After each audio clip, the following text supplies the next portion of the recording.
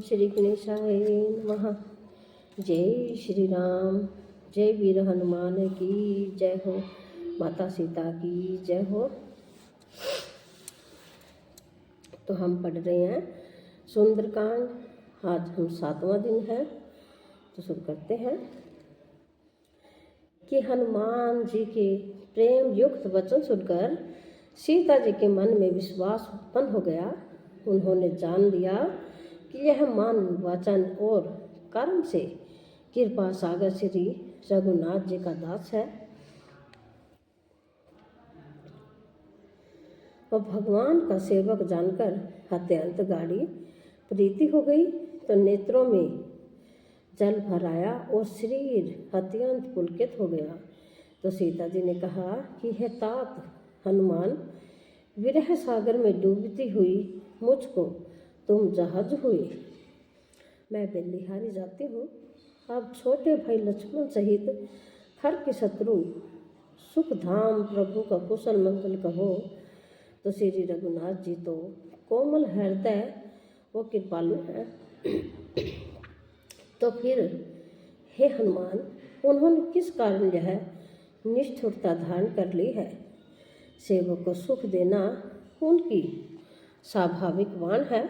वे श्री रघुनाथ जी क्या कभी मेरी भी याद करते हैं कि हे तात, क्या अभी उनके कोमल सावले अंगों को देखकर मेरे नेत्र शीतल होंगे? तो मुँह से वचन नहीं निकलता, नेत्रों में विरह के आंसुओं का जल भर आया है।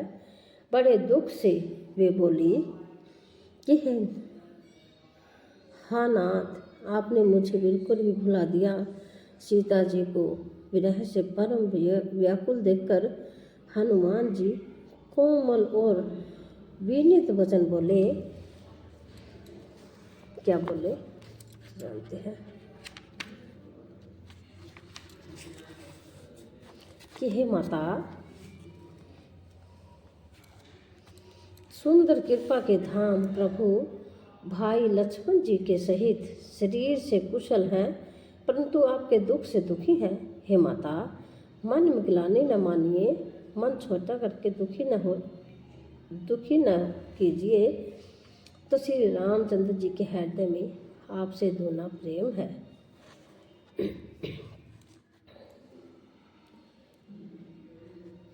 तो हे माता, अब धीरे धरकर श्री रघुनाथ जी का संदेश सुनिए।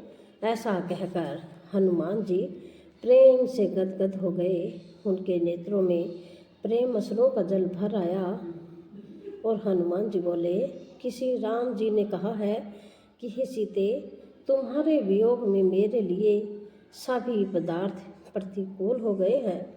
वृक्षों के नए नए कोमल पत्ते मानो अग्नि के समान, काल रात्रि के समान, चंद्रमा सूर्य के समान हो गया है, और कमलों के वन भालों के वन के समान हो गए हैं। तो मेघ मानो खोलता हुआ तेल बरसाते हैं। वो जो हित करने वाले थे, वे ही अब पीड़ा देने लगे हैं।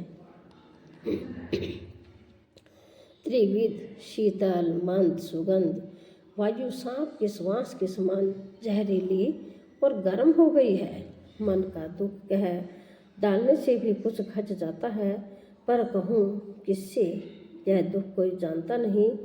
हे प्रिय, मेरे और तेरे प्रेम का तत्व रहस्य एक मेरा मन ही जानता है, और वह मन सदा तेरे ही पास रहता है।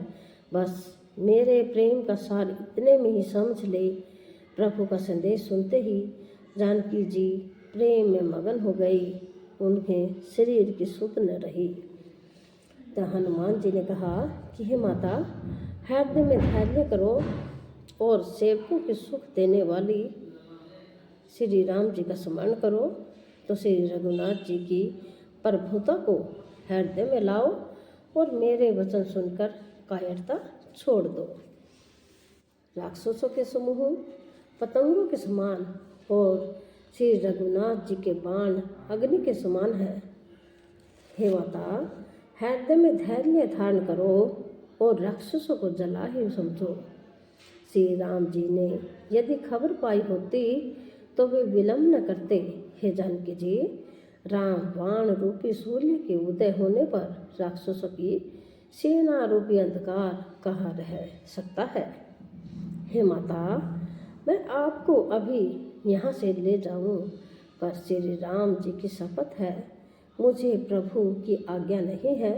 अतः हे माता, कुछ दिन और धीरज धरो। श्री राम जी वानरों सहित यहाँ आएंगे और राक्षसों को मारकर आपको ले जाएंगे। तो नारद आदि ऋषि मुनि तीनों लोकों में उनका यश गाएंगे। सीता जी ने कहा कि हे पुत्र, सब बानर तुम्हारे ही समान नन्हे नन्हे से होंगे, राक्षस तो बड़े बलवान योद्धा हैं। अतः मेरे हृदय में बड़ा भारी संदेह होता है कि तुम जैसे बंदर राक्षसों को कैसे जीतेंगे। यह सुनकर हनुमान जी ने अपना शरीर प्रकट किया। सोने के पर्वत सुमेरु के आकार का अत्यंत विशाल शरीर था, जो युद्ध में शत्रुओं के हृदय में भय उत्पन्न करने वाला अत्यंत बलवान और वीर था। तब उसे देखकर सीता जी के मन में विश्वास हुआ। हनुमान जी ने फिर छोटा रूप धारण कर लिया। जय श्री राम।